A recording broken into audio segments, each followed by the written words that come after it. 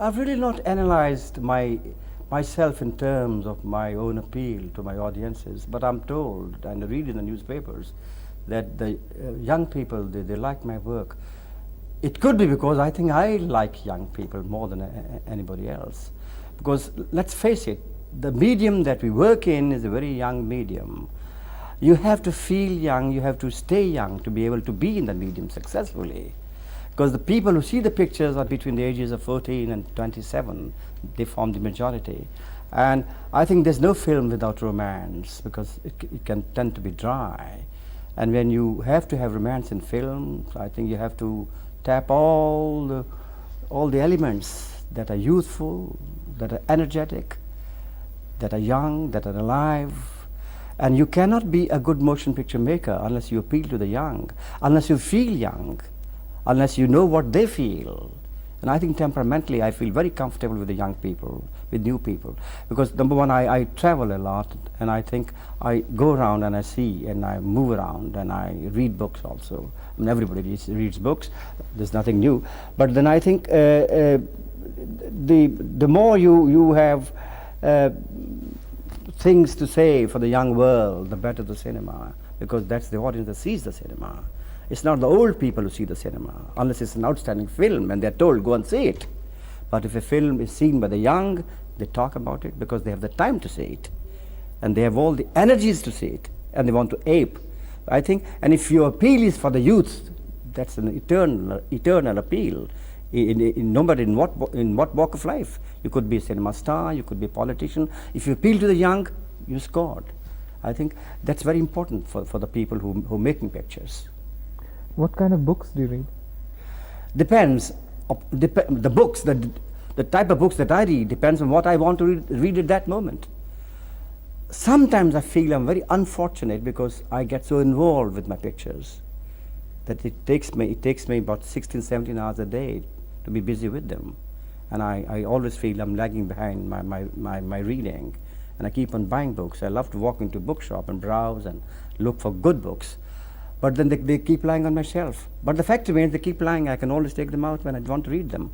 When I'm dabbling on a subject, then I like to read a lot of books on that subject, because I make contemporary pictures. If I'm making a film in a drug scene, then I have to look out for the drug material, whether it's the newspaper or the books or conversation. Or I like to meet the people who are involved in drugs, who had that type of an experience. And it applies to all the movies that I make in terms of my contemporary ventures.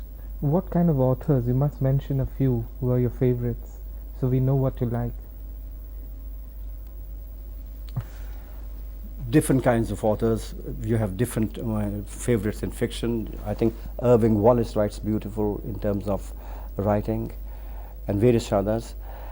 And certainly somebody else all of a sudden comes up with a good novel, you want to read it. Certainly there's a good Indian author that you like to read. Salman Rushdie? Yes, his Midnight Children, I read it, but I thought it was a little difficult reading, and I had to hold it and keep it on the table for a while, because it did not hold my interest from that point of view. I mean, I think a good novel in terms of fiction is the once you start reading it, you should not like to give it up unless you finished it. But when you're a busy man, you start reading a novel, and if the novel somewhere is a little loose, there's a looseness of construction, a little subjective, or he's dwelling on something where the story is not going forward, then you like to go back to your work. And once you go back to your work, you get so involved that you forget about it. So I have read the book, but not in one sitting. It is very well written, but something which I thought was not that engrossing, which I thought would make me glued. You will never be old, that's for sure. Take it from me. If you love your work, then you like to work for that love of your work. And that love for your work is what romance is all about. It includes everything. But if you're not working, if you're not involved, if you're dull, if you're vegetating in a corner and you are cursing yourself, well, that's your age. That's age. So how old do you feel? Oh, I think I never think of my age. In terms of years, I'm 64. It is only when people remind me, I feel I'm 64. But I don't feel that age, because I think when I'm working, I get so excited with my work like a child. With every project that I make, I feel like a child toying with that project, in total excitement. I look for my solutions. I look for certain knots that when to be unknotted in the dramatic unfolding of the stories that I conceive. Do you like? Yes. Sorry, go ahead. Yes, go ahead. Do you like to do comedy, or do you like the serious, like say Tere Mere Sapne and Tere Ghar Ke Samne? I don't think any artist should condition himself or herself on what he or she would like to do. I think they should do all types of pictures.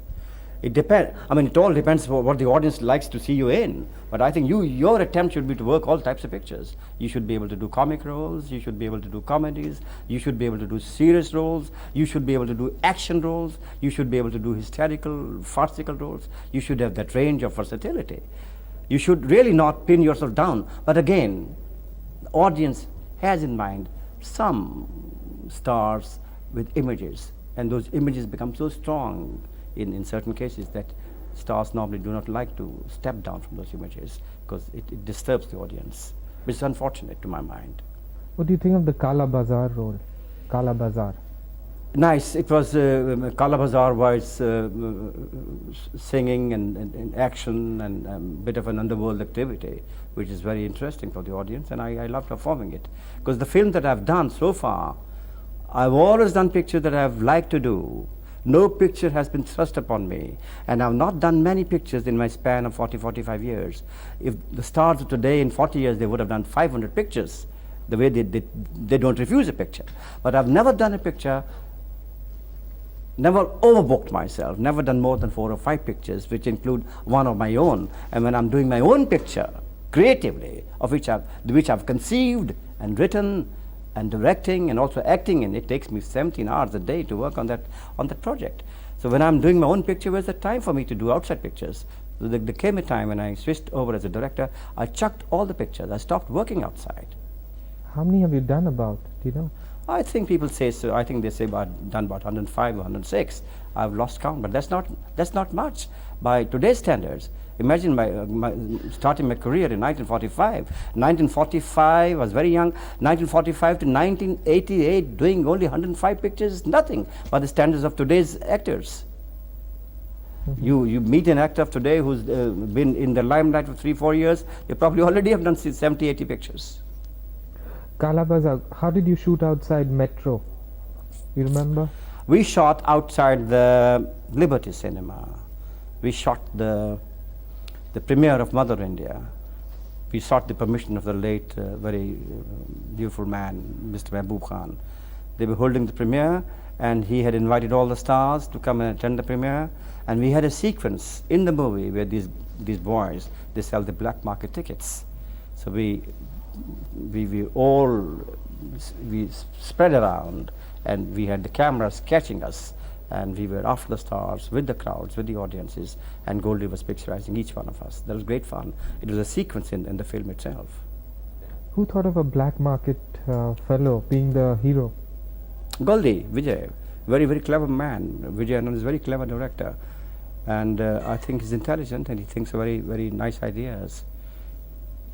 Have there been ever differences between the brothers? There are bound to be differences between two creative people, because they're both creative, and each one of them, they want to assert one up over the other, not deliberately, but because you cannot think alike. Being creative, it has to happen that you must think differently. Therefore, you must differ. Now, if you differ, you can either be friends, retain your friendship, or you can agree to part. But have there been differences between the three, Chetan, you and Goldie? I'm sure there must have been differences. That's why we are not running one concern together. Chetan makes his own types of pictures, and Goldie plans his own type of pictures, and I make my own type of pictures. But the pictures that I want to make, if I invite them, then I have a big say in those pictures, because then I say, this is the subject, and I convince them, or they convince me. It's a matter of who convinces who. What kind of a discipline do you have in terms of diet, thinking, behavior?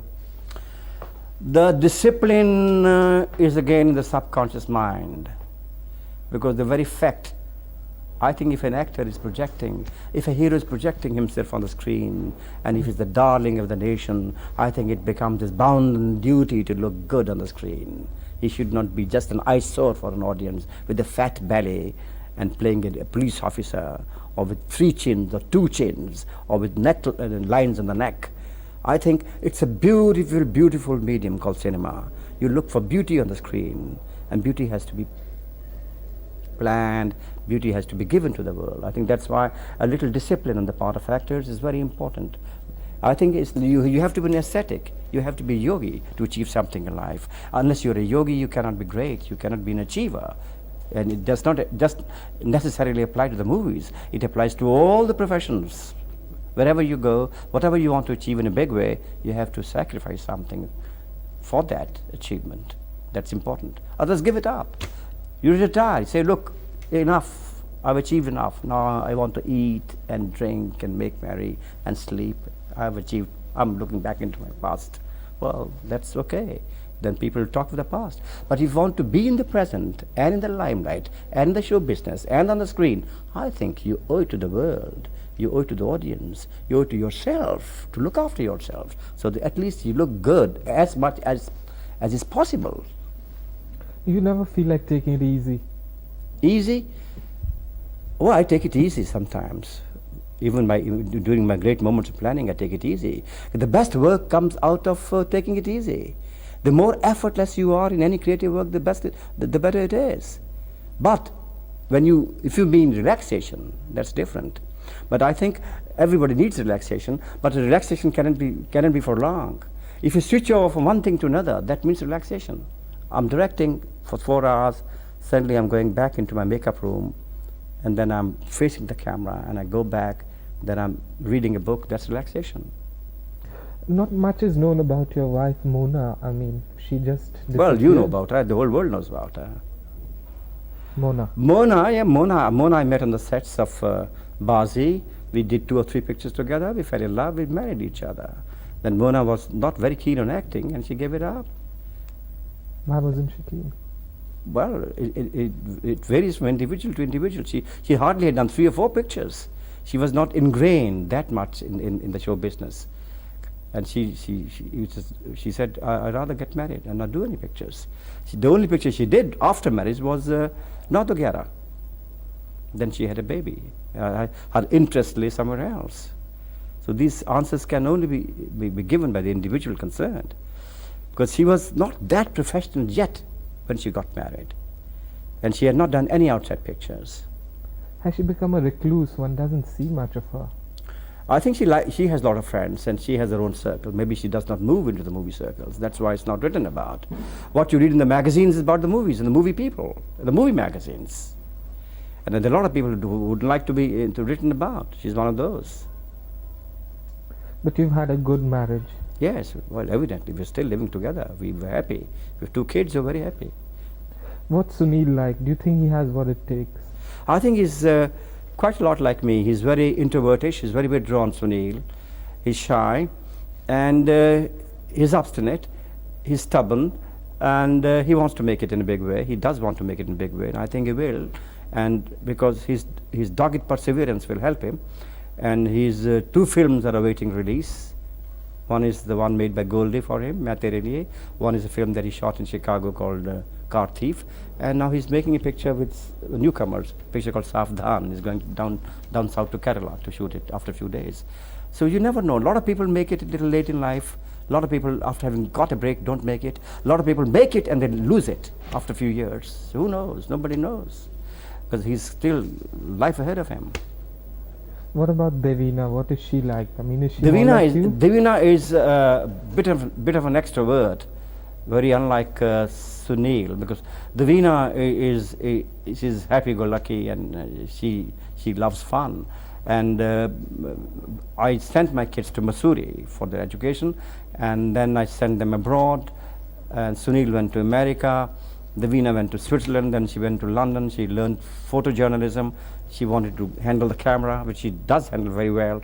And then suddenly, like all girls, they end up in marriage. She meets a boy, and she suddenly comes to me one day, Papa, this is the boy I love. So I looked at the boy, I said, you love her? He said, I love her. Are you sure? We are sure. What do you want to do? We want to get married. When do you want to get married was my next question. They said, anytime you like. I said, you decide, and we'll see that you get married. So I'm one of those fathers. Because if I'm freedom loving, what right I have to hold my kids from living that type of freedom, as long as they're not doing something which is stupid or wrong or evil or wicked or dirty. And I think the sooner we learn in our country about this, the better it is. Because I think we are now in 1988. So my kids are modern, if that is, and they have been brought up in that type of an atmosphere, and they have those types of parents, and they're happy as they are. And I don't think I want to dabble any further in his career, because my duty as a father is over. I gave him a break, I made a picture for him. It all depends upon him, how he wants to make out of it. How did you feel on becoming a grandpa?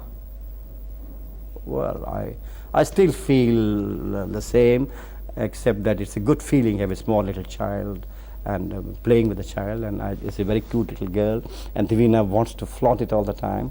And you can feel shades of yourself, shades of Mona, and shades of Davina and the little child, and that gives a good feeling. But I feel, I don't feel from that very grand pish point of view, grandfatherish point of view. I don't feel that old enough that I have. I think it's a process of life. You can be a grandfather at the age of 40, you can be a grandfather at the age of 70. It's a good feeling. It's an addition to the family. It's a lovely child. Davina loves her. We all love her. Okay, suppose you had to go to a desert island. Which 3 films of yours would you take along, just at instinctive? Which 3 films? Directed by me, produced by me, acted by me? Acted, produced, directed. Give you the choice. Anything. I got to go backwards and think of all the films. It has to be instinctive. Instinctive? Instinctively, I would choose so to take with me on a desert island. I would not, if given a choice, I would not like to take my own pictures, because I don't like to see my own pictures. But for the world, certainly, there are 2 types of audiences. One is the box office type, because the pictures become a hit. That's why they should see it. The other is a film that you liked yourself and it has not become a hit. I think I could probably want to carry. I don't think I'd like to carry a picture, because I wouldn't like to carry my work for the world, really. But I think, from my own point of view, Guide was a good picture. Hare Rama, Hare Krishna was a good picture. Desh Pardesh was a good picture. Picture that did not click at all with the people. Portions of it, I thought I enjoyed making. It was ishq, ishq, ishq. It was a very thin story. It was a disaster on the screen, but I think we enjoyed making it. It was a great adventure making it in 2 months. We climbed up the mountains from Pokhara up to the Mount Everest region. It was 7-8 weeks. But again, in films, the audience ultimately they are the judges. As the saying goes, would you like to go with the boots on? I think so. I think every man who's working creatively, whether he's a writer or a film director or a composer or a painter or a sculptor or even a politician, who wouldn't like to die with his boots on, as long as you're creative? I think it's great when you're creating, you're living, and who doesn't want to live eternally? I think when you're creating, you're living all the time, you're not dead. And when you're not creating, then you're static. When you're static, it's stagnation. When stagnation, it's death. It can be any time. So I think I'll go on working like this, because I love it. It excites me. Every time I make a project, it gives me an additional bounce and additional energy, and I love working on it. And that gives me double the vigor. And I think I'll go on and on like this, unless something happens to me all of a sudden in terms of physical decay or physical illness, which can happen anytime to anybody, and you don't have any answers to that. But I think it's a great feeling to be creating all the time. Like you are a journalist. Don't you love writing your reviews? Don't you love writing articles? Don't you live and love the thought of people reading your articles and talking amongst themselves? My God, this Khalid has written so beautifully. So I think if you don't do it, then you're dead. 'Cause now you're used to it and you grow with it because you're improving all the time. Any creative man improves all the time and he never reaches the perfection. And he's aiming at the perfection, and perfection is never there. In fact, it should never be there. But the moment you feel you are perfect, well, that's the end of you. That's it, which means there's no other climax. In fact, people should not reach their climax in lives. If they reach their climax, what is after climax? Anticlimax. It's no fun having an anticlimax. I think I'd rather be in a stage when people say, I think his best still has to come. Because I really feel that I am improving after every film as a director, as a writer, because it gives me more and more experience, more and more experience.